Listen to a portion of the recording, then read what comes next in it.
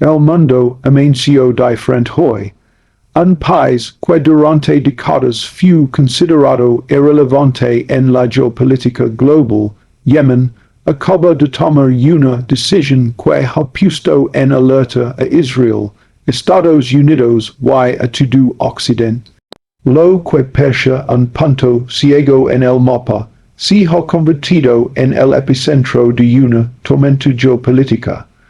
Y si crees que esto no te afecta, déjame decirte algo.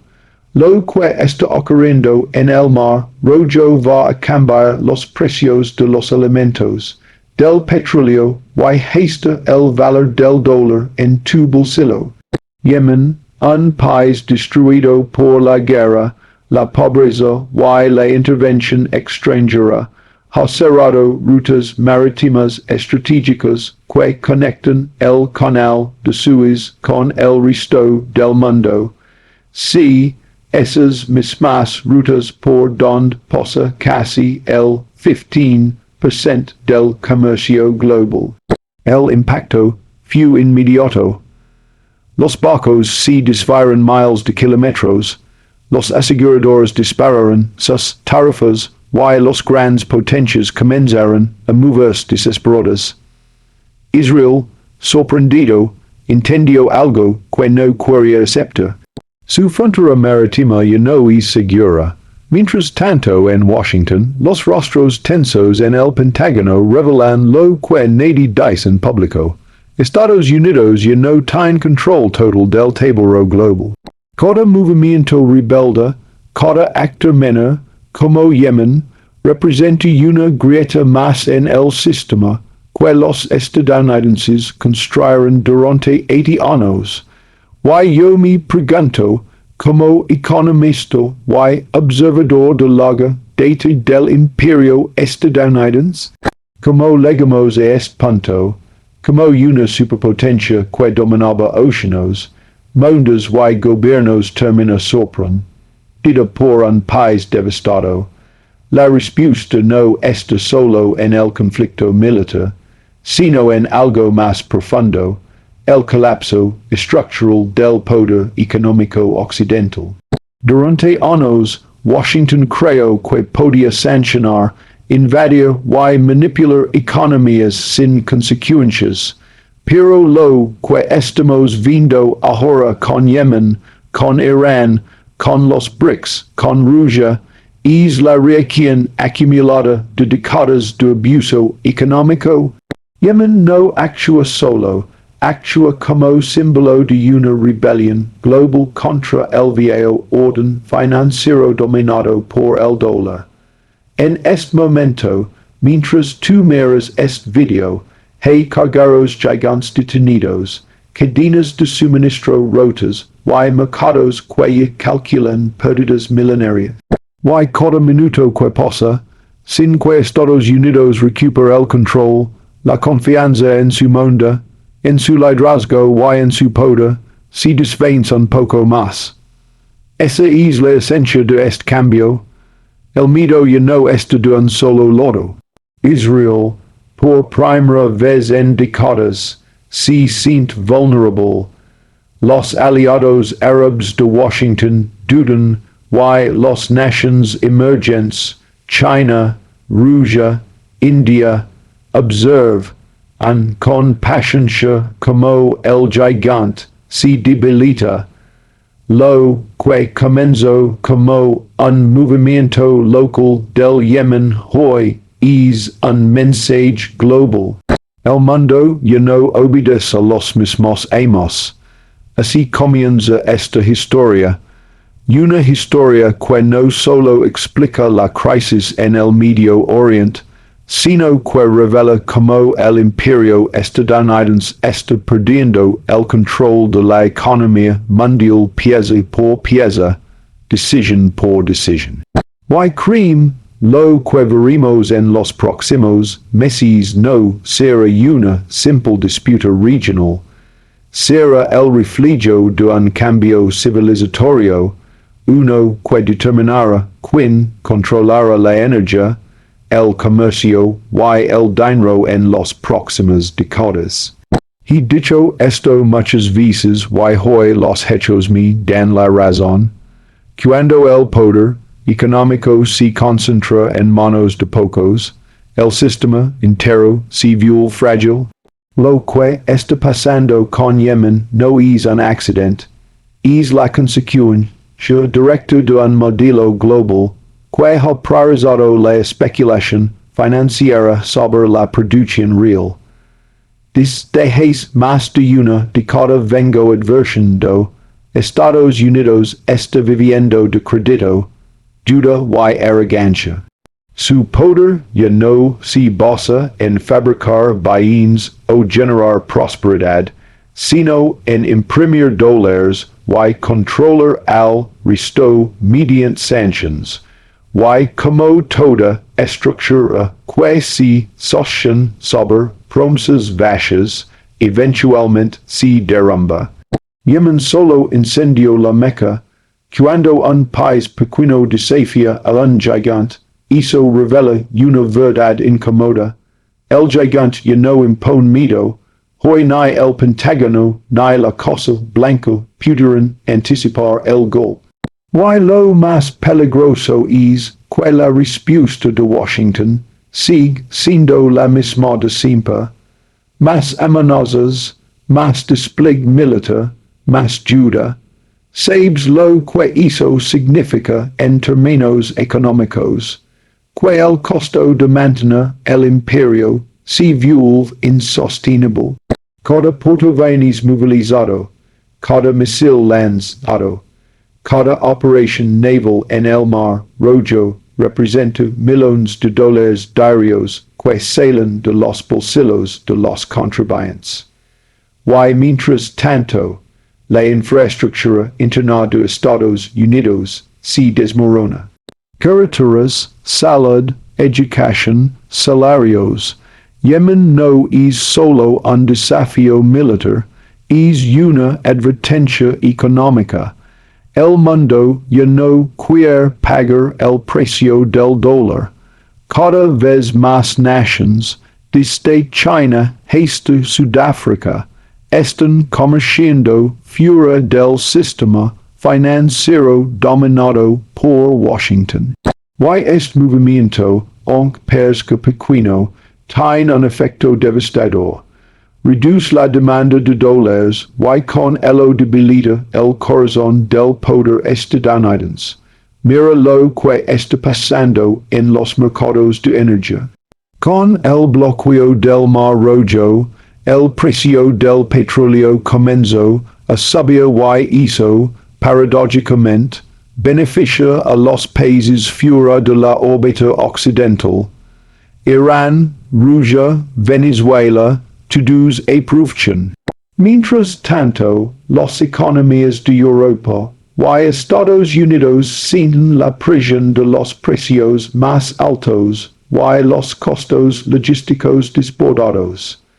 El sistema neoliberal global está mostrando sus costuras. La idea de que el libre mercado lo arregla todo se derrumba frente a la realidad. Los mercados no son libres cuando las rutas comerciales están bajo fuego y el petróleo se convierte en arma geopolítica. Yemen no actuó de manera impulsiva. Fue un movimiento calculado con implicaciones políticas, económicas y simbólicas. Es el tipo de acción que muestra al mundo que el miedo ha cambiado de bando.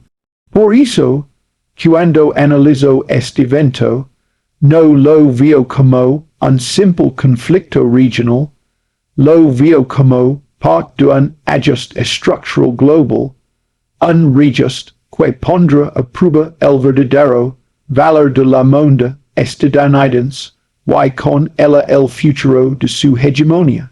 Lo que Yemen ha hecho no es solo un acto político, es un golpe quirúrgico contra la economía global. Cuando un país con recursos limitados logra interrumpir una de las arterias comerciales más importantes del planeta, el mensaje es claro. El orden económico mundial ya no es intocable. Pongamos esto en perspectiva. Por el mar rojo y el canal de Suez pasa aproximadamente el 15% de todo el comercio marítimo global. Eso incluye petróleo, gas, productos electrónicos, alimentos, materias primas y bienes esenciales para la industria moderna. Cada día, miles de millones de dólares en mercancías se mueven por esa vía y ahora buena parte de ese flujo está paralizado. El cierre parcial de rutas, sumado a los ataques esporádicos de los fuerzas Houthis, ha obligado a las grandes compañías navieras a desviar sus buques por el Cabo de Buena Esperanza en el extremo sur de África. Esa decisión añade más de 4,000 millas náuticas y hace de 20 días adicionales de navegación a cada viaje, sabes lo que eso significa. Costos más altos, seguros más caros y, finalmente, precios más elevados para los consumidores en todo el mundo. El petróleo no tardó en reaccionar. El barril superó los $95 en cuestión de días. Y los analistas ya predicen que podría alcanzar los 110 o incluso 120 si la tensión se mantiene. Esto no solo encarece la gasolina o la energía, golpea el transporte, la producción de alimentos, el comercio electrónico y cada cadena de suministro conectada al sistema global. Israel, por su parte, ha entrado en modo de crisis. Sus rutas marítimas dependen directamente de esa zona, y cualquier interrupción afecta su economía y su capacidad militar. El gobierno israelí presiona a Washington para una respuesta contundente, pero el Pentágono sabe que intervenir directamente en Yemen podría abrir otro frente imposible de sostener. Mientras tanto, China observa en silencio. Beijing ha invertido miles de millones en su iniciativa de la franja y la ruta, que también depende de la estabilidad del mar Rojo, pero a diferencia de Estados Unidos, China prefiere la diplomacia y el comercio antes que la guerra. Eso le da una ventaja. Puede ofrecer soluciones económicas donde Occidente solo ofrece sanciones y bombas. Este bloqueo ha revelado algo que muchos no quieren admitir. La globalización, tal como la conocemos, ya no funciona. Depende de rutas tan frágiles, de un solo sistema financiero, y de una moneda hegemónica. Ha convertido al planeta entero en rehén de la inestabilidad. Yemen, sin ser una potencia militar ni económica, ha logrado lo impensado, demostrar que la vulnerabilidad del sistema occidental es estructural. No hace falta tener portaaviones para golpear al imperio. Basta con atacar el punto débil, el comercio global y la confianza en el dólar. Lo que viene ahora será una cadena de efectos en cascada. Los aseguradoras incrementaron las tarifas, los bancos ajustaron el riesgo, las empresas trasladaron los costos a los consumidores y cuando los precios suben, los gobiernos occidentales culparon al terrorismo o a la inestabilidad regional, sin reconocer lo obvio. Esta crisis es el resultado directo de décadas de arrogancia y dependencia del control absoluto. El bloqueo del Mar Rojo no es solo un episodio temporal, es el preludio de una nueva era donde el comercio mundial estará condicionado por la geopolítica multipolar, no por la dominación unilateral de Washington. Durante décadas, Israel se presentó al mundo como una fortaleza impenetrable, una nación rodeada de enemigos, sí, pero respaldada por la más alta tecnología militar y el apoyo incondicional de Estados Unidos. Esa imagen de invencibilidad se repitió tantas veces que muchos la creyeron indiscutible. Hasta ahora, lo que Yemen ha hecho con apenas recursos, pero con una estrategia audaz, ha revelado una realidad que Israel nunca quiso enfrentar. Su seguridad depende completamente de la estabilidad regional y sobre todo de la capacidad de los Estados Unidos para mantener el control del Medio Oriente. Hoy es control está desapareciendo. Los ataques a barcos con bandera israelí o vinculados a intereses del país han demostrado que la disuasión ya no funciona. El miedo que antes paralizaba a los adversarios ha sido reemplazado por una nueva lógica. Si Israel puede atacar Gaza sin límites, ¿por qué nosotros no podemos tocar sus rutas comerciales? El cambio psicológico es devastador para una nación que construye su poder sobre la percepción de invulnerabilidad. Entre Tel Aviv y Jerusalén, el gobierno enfrentó un dilema. Responder confuso y arriscar una guerra regional o contenerse y mostrar debilidad. Cualquiera de las dos opciones erosiona su imagen internacional y, lo más peligroso, despierta el cuestionamiento interno. Cada familia israelí que ve subir los precios, cada empresario que sufre interrupciones en el comercio, comienza a preguntarse, ¿vale la pena? El impacto va más allá de lo económico. Israel siempre contó con una ventaja estratégica, el apoyo incondicional de Washington.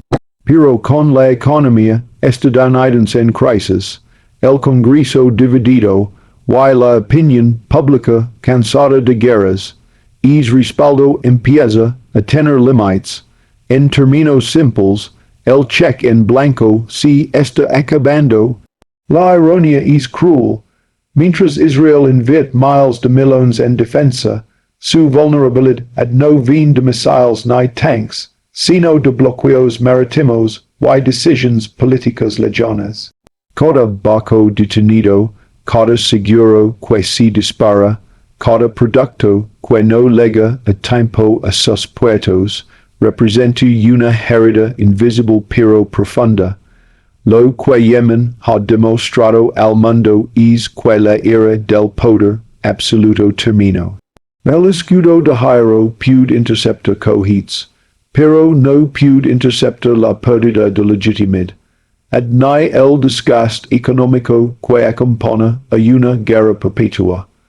Y esa erosión interna es cansancio social, puede ser mucho más peligroso que cualquier enemigo externo. El mito del Israel intocable está colapsando bajo su propio peso, porque un poder basado solo en la fuerza militar y en el miedo no puede sostenerse indefinidamente. Tarde o temprano el mundo se cansa de obedecer y los pueblos como Yemen deciden desafiar el orden establecido. Israel aún conserva poder, pero cada movimiento desesperado lo desgasta más y cada nueva crisis lo aísla un poco más, empujándolo hacia una posición que nunca imaginó ocupar, la del país que reacciona, no el que controla. En Washington, el mensaje de Yemen cayó como una bomba. Los informes del Pentágono hablan de interrupciones críticas en el comercio global y de riesgos para la seguridad nacional.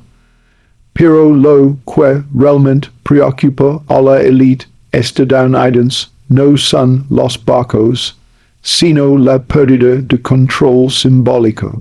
Un país pobre logró desafiar al imperio sin pagar el precio inmediato que antes se imponía. Los estrategas del Departamento de Estado saben que la era de las respuestas automáticas terminó. En el pasado, un solo ataque contra intereses estadounidenses bastaba para justificar una invasión. Hoy ni la Casa Blanca ni el Congreso tienen margen político ni financiero para abrir otro frente. La población está cansada. La deuda pública supera a los 34 billones de dólares y cada guerra nueva hunde un poco más la economía. La reacción ha sido torpe y contradictoria. Declaraciones difusas mezcladas con llamados a la moderación. Eso, en términos geopolíticos, se traduce como debilidad estructural. Y cuando el mundo percibe debilidad, los rivals avanzan. China, Rusia e incluso potencias regionales como Irán observan como el gigante se enreda en su propio laberinto de compromisos imposibles. Por primera vez en décadas, el miedo cambió de lado. Ya no es el mundo quien teme al imperio, es el imperio el que teme perder su poder. Nadie en Washington lo dice abiertamente, pero todos lo saben. Sin Irán, Yemen no habría dado este paso tan audaz. Teherán no necesita enviar ejércitos. Su estrategia es más inteligente y económica. A través de entrenamiento, asesoría y apoyo tecnológico, ha convertido a los Houthis en un actor regional capaz de golpear los intereses de Estados Unidos y Israel con bajo costo y alta eficacia. Esta es la nueva forma de guerra indirecta, descentralizada y asimétrica. Mientras el imperio gasta miles de millones en mantener su flota, Irán obtiene resultados con drones de bajo costo y una red de alianzas ideológicas. Y el mensaje que envía al mundo es claro. Ya no se necesita un ejército convencional para desafiar al poder occidental. Para Teherán, Yemen es una pieza clave en un tablero. Controlar o influir en esa región significa tener poder sobre el Mar Rojo, una de las rutas más vitales para el comercio global. Cada barco detenido allí no solo afecta a Israel, también golpea el corazón económico de Occidente. Esa es la verdadera victoria iraní, una guerra ganada con inteligencia, paciencia y economía, no con destrucción masiva. Muchos se preguntan por qué Yemen decidió actuar precisamente ahora.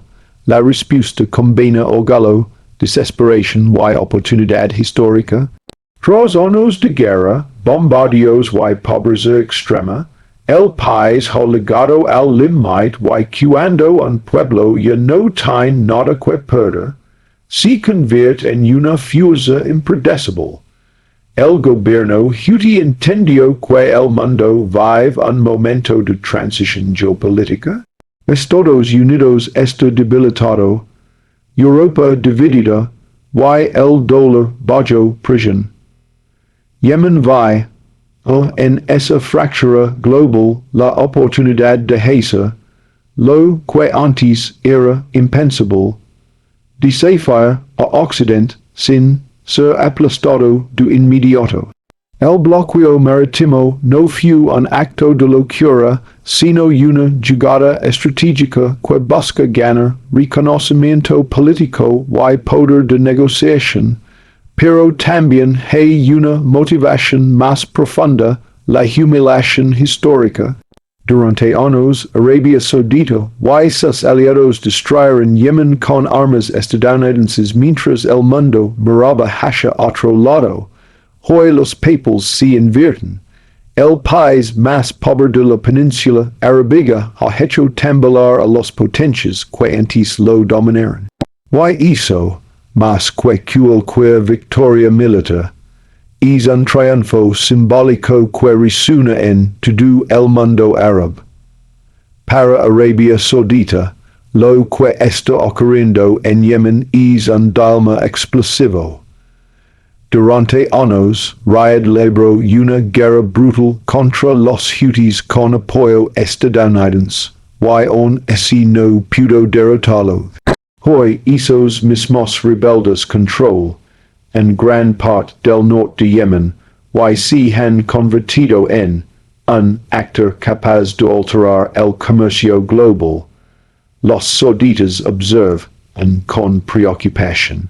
Por un lado, temen que un Yemen empoderado se convierta en un aliado directo de Irán, su mayor rival regional, pero por otro saben que un enfrentamiento abierto ahora podría desestabilizar aún más el mercado petrolero y afectar sus propios ingresos. Por eso, el silencio de Arabia Saudita no es debilidad, es cálculo. Prefieren esperar, medir los movimientos de Washington, y evitar quedar atrapados entre dos fuegos. Detrás de esta prudencia hay una verdad incómoda. Riyadh ya no confía plenamente en Estados Unidos.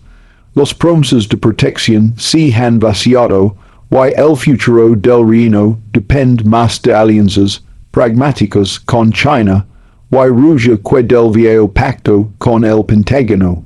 Arabia Saudita entiende que el mundo está cambiando, y que enfrentarse a Yemen hoy sería luchar contra el viento de la historia. Detrás del ruido militar hay una realidad que casi nadie menciona. Esta crisis no es solo geopolítica, es económica. Lo que Yemen ha desatado en el mar Rojo está revelando la fragilidad de un sistema que ya venía colapsando desde dentro.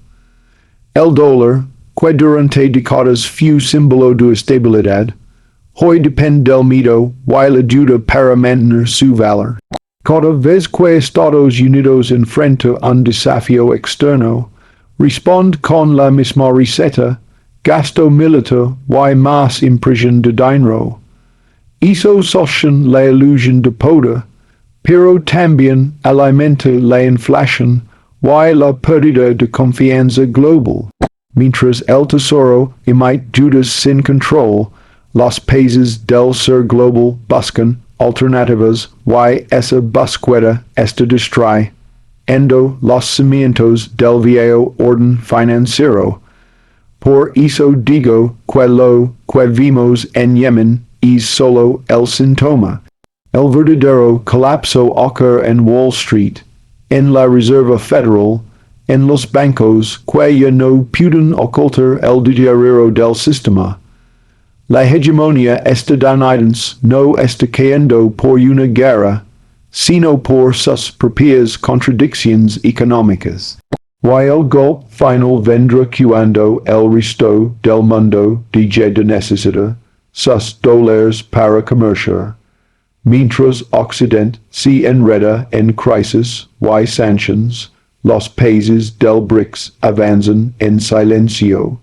China, Rusia, India, Brasil y Sudáfrica, junto con nuevos miembros como Arabia Saudita y Egipto, están construyendo una red comercial alternativa que reduce la dependencia del dólar y de las rutas dominadas por Estados Unidos. El bloqueo en el Mar Rojo, lejos de perjudicarlos, acelera su integración. China promueve corredores marítimos y ferroviarios a través de Asia Central. Rusia fortalece su alianza energética con Irán y Arabia Saudita, cansada de los condicionamientos de Washington, se acerca cada vez más a Pekín. El resultado, un mapa económico multipolar donde los flujos comerciales se redirigen fuera del sistema occidental. Yemen, sin proponérselo, ha actuado como un catalizador. Su desafío a Israel y a los Estados Unidos ha demostrado que el viejo modelo global basado en el control marítimo y financiero ya no garantiza seguridad. Los BRICS lo entienden y aprovechan el momento. Están trazando nuevos corredores de poder mientras el imperio discute cómo sostener el suyo. Cada barco que se detiene en el mar rojo, cada contra que se firma fuera del sistema SWIFT es un golpe directo al corazón del poder estadounidense, el dólar. Durante casi un siglo, el mundo confió en ese mundo porque representaba estabilidad, fuerza y control militar. Hoy esa confianza se erosiona más rápido de lo que la Reserva Federal puede imprimir billetes. Los países del sur global ya comercian petróleo, gas y minerales usando monedas locales o el yuan chino. Eso significa menos demanda de dólares y por tanto menos capacidad de Estados Unidos para financiar su deuda. Cuando el dólar pierde su papel central, todo el castillo de naipes financiero, desde Wall Street hasta los bonos del tesoro, comienza a temblar. Este es el efecto más peligroso de la crisis en Yemen. La desdolarización se acelera sin necesidad de guerras ni tratados. Es el colapso silencioso del poder imperial. Y cuando los inversores internacionales empiezan a dudar de la solvencia estadounidense, el dólar ya no caerá poco a poco, se desplomará de golpe, arrastrando consigo a toda la economía global. El poder de Israel siempre se apoyó en dos pilares, el apoyo incondicional de Estados Unidos y la narrativa de ser la única democracia estable en Medio Oriente. Pero hoy, ambos pilares están resquebrajando. Los imágenes de destrucción en Gaza y las respuestas desmedidas frente a Yemen han comenzado a desgastar su legitimidad internacional mientras sus aliados intentan justificar lo injustificable. Países de Asia, África y América Latina rompen el silencio diplomático. Por primera vez en décadas, Israel enfrenta sanciones simbólicas, boicots comerciales y una pérdida gradual de influencia en organismos internacionales. El mito del país invencible se desvanece a medida que crece el rechazo público en todo el mundo y lo más grave, ya no puede contar con el respaldo automático de Washington. Estados Unidos tiene sus propias crisis internas y cada vez más voces dentro del Congreso cuestionan el costo político y económico de sostener a Israel a cualquier precio. Es aislamiento progresivo no solo afecta la diplomacia israelí, sino también su economía y su posición militar. El escudo de Giro puede detener misiles, pero no puede detener la pérdida global de confianza. Mantener un imperio nunca fue barato, pero hoy el costo se ha vuelto insostenible. Cada base militar, cada portaaviones desplegado y cada intervención en el extranjero se paga con duda. Y esa duda que antes parecía invisible, ahora se ha convertido en la mayor amenaza interna de Estados Unidos. Durante décadas, Washington pudo financiar sus guerras simplemente imprimiendo dinero. El resto del mundo aceptaba esos dólares porque no tenía alternativa, pero esa era terminó. Hoy, mientras los países del BRICS crean sistemas financieros paralelos, los inversionistas comienzan a dudar por cuánto tiempo podrá Estados Unidos sostener su máquina militar sin quebrar su propia economía. El problema no es solo económico, sino moral. el país que se presentó como defensor de la libertad se ha transformado en una potencia que exporta inestabilidad para mantener su hegemonía. Es modelo basado en miedo y duda no puede durar para siempre. El precio del imperio no se mide solo en dólares, sino en credibilidad. Es capital, Estados Unidos ya lo está perdiendo. Si algo nos enseña esta crisis, es que el centro del poder mundial se está desplazando. Lo que comenzó como una guerra comercial y una competencia tecnológica hoy es una lucha abierta por el control del sistema financiero global. Y todo indica que para 2025 veremos un mapa muy distinto al que conocimos en el siglo Roman XX. El nuevo eje de poder se construye entre Pekín, Moscú, Nueva Delhi y Riyadh. China lidera con su moneda digital y su red de acuerdos bilaterales.